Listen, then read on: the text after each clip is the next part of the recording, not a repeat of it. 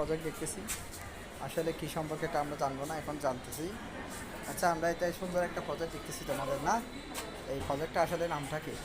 নমস্কার, আমরা রনিকান্ত Memorial institute থেকে এসেছি। আমাদের প্রজেক্টের নাম অপচনশীল পলিথিন বর্জ্য থেকে জ্বালানি তেল, জ্বালানি গ্যাস এবং বিদ্যুৎ উৎপাদনের সম্ভাবনা উন্মোচন করা। এখানে এটা হচ্ছে মিনি কন্টেনার। এই মিনি কন্টেনারে আমাদের পলিথিন দেওয়া আছে।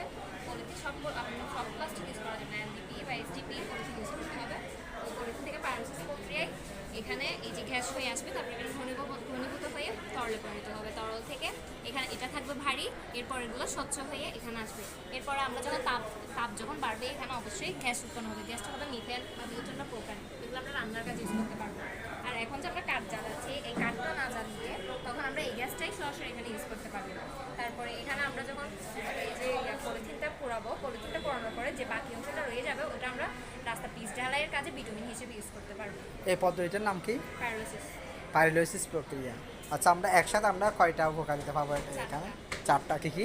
একটা হচ্ছে জ্বালানি তেল, জ্বালানি গ্যাস, তারপর হচ্ছে ওই যে বিটুমিন এবং হচ্ছে বিদ্যুৎ। বিদ্যুৎ, ভিটামিন, জ্বালানি তেল, আর একটা গ্যাস। তাহলে আমরা চারটা পাচ্ছি। সুপার একটা সুন্দর একটা প্রজেক্ট। পটি উপজেলায় এটা পাস হয়েছিল। এরপরে আমরা আজকে আসছি যেটা উপজেলা জেলা পর্যায়ে। দেখি এটার কীরকম হয়, কারণ এই প্রজেক্টটা বর্তমানে বাংলাদেশের জন্য খুব উপযোগী। কারণ একটা প্রজেক্টের মধ্যে আমরা তিনটে বোঝাইতে পারবো। ঠিক আছে, ধন্যবাদ তোমাকে।